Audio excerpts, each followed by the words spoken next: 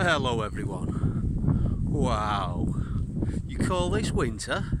It's absolutely lovely weather today. So what I'm doing, I'm having a potter around. I've been taking photographs of some bushes and trees, like you do, and I was going to make a little video all about hedgerows. In one of my previous videos, I did an axe review combined with a bit of information about hedge laying, but I didn't quite cover as many aspects as I would have liked to in that video. So I'm going to go into a little bit more detail now about hedgerowing, and yeah, a lot less detail about cheap axes. Okay, so here goes. From the end of the Second World War onwards, people stopped planting hedges, people stopped laying hedges, and throughout the middle of the 20th century, people were grubbing hedgerows up, and they were replacing them with wire fencing. Hedgerows, of course, are very, very labour intensive, and though a metal fence, the wooden posts only last about 10 years, a hedgerow, it needs to be relaid every 10-15 years, and it's a lot of work. But nowadays, ever since the end of the 20th century, there's been a great revival in interest. People have been planting hedges again, and a lot of people have been learning how to lay hedges from the few that have continued the tradition. So, hedgerows, what use are they?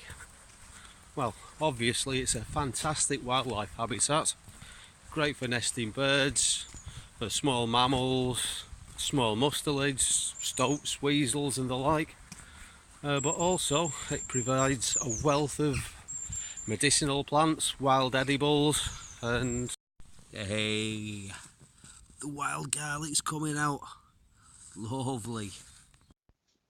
Nowadays, when we plant hedgerows, we generally plant a mixture of species.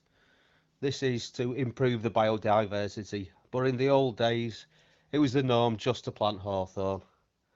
It's a very useful plant, not just as a hedge material, but also it's a good wild edible, and it's also medicinal.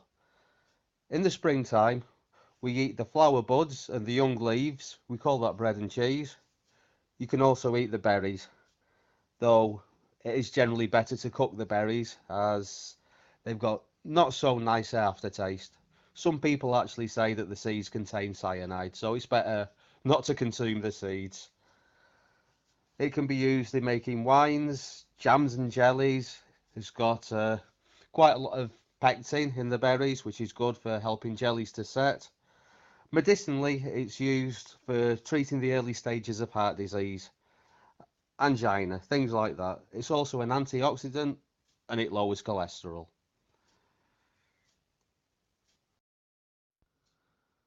So why lay hedges? Won't just a row of hawthorn do the job? Well, the act of laying the hedge, it encourages growth from the bottom, and also it means that the trees live longer.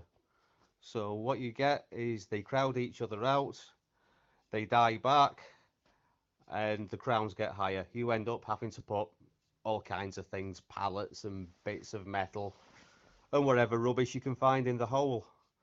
So, and eventually you'll just end up with a row of trees, which sometimes it can look quite nice, but it's not effective as a stock barrier.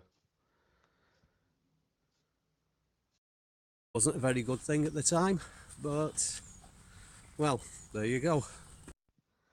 Particularly in the less grazed areas, underneath hedgerows, you can find perfect habitat for many other wild edibles. Here we have ground elder and cleavers. Also, you can find things like garlic mustard, whose other name is Jack by the Hedge, and many others besides. Also, lords and ladies, like he's pictured here at the back, and things like foxglove. These plants you may find a use for example, as if you want to poison your spouse. Yeah, you're going to know about this one if you've watched my other videos. Okay, so common elder. It's good for making wine, both from the berries and from the flowers. The elderflower wine that I used to make is by far the best homemade wine I've ever made. Uh, the wood being hollow has certain uses. A good example is if you cut it into small sections, you can make beads by pushing the pith out of the middle. It's fun little project to do with the kids. There are of course poisonous plants in the hedgerows. Many plants, such as elder for example, contain cyanide in the leaves and stems to prevent them from being eaten. Cyanide, or cyanic acid, or cyanide related chemicals, in layman's terms, cyanide. It's found in a lot of plants, and it's found in particularly high concentrations in the cherry laurel, which is pictured. Lofty Wiseman, in his book, recommends that you should find a cherry laurel, crush the leaves up, and smell it. You should remember the smell. That way, it'll help you to recognise in the future anything that is likely to contain cyanide. It's a smell slightly reminiscent of almonds, kind of a bitter almondy sort of smell. So, you want to know how old your hedgerow is? What you do is you measure out 30 metres, you count the number of species of tree you've got in that 30 metres, and you do it again and again, as much as you can, and take an average. And roughly for every species, that's 100 years of age. If you avoid the areas around the edges, either side of the hedge, there's going to be more alien species.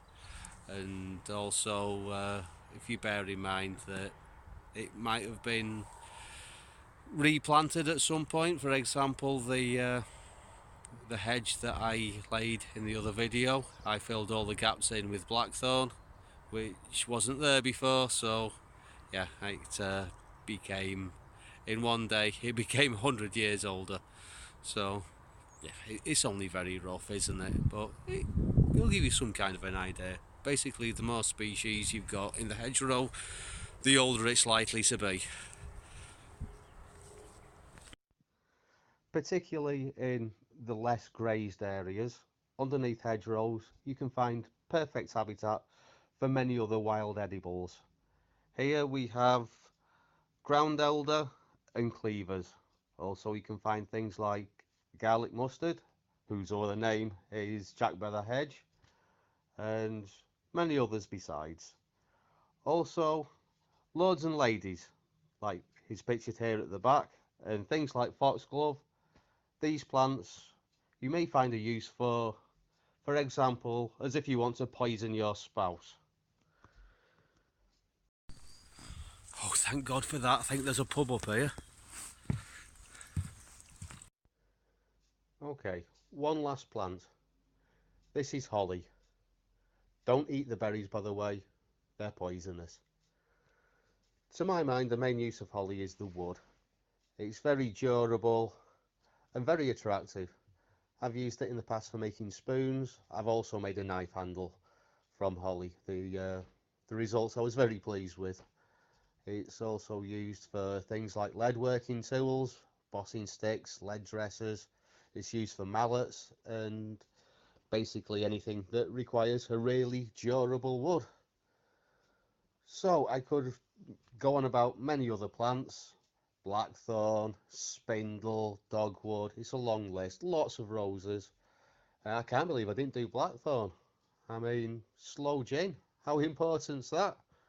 Oh well, maybe more material for a video in the future. I found the pub. Yeah, it was rather a nice day of pottering around, taking photos of hedgerows and talking to you guys. Anyway, uh, please feel free to subscribe, comment, and yeah, maybe you could come up with some suggestions for future videos, you know, because I've done 3 of them that are quite a lot to do with hedgerows and hedge laying. Maybe I could do with doing something a bit different. Anyway, like, subscribe, do what you want. I'll hopefully see you again next time. Bye bye.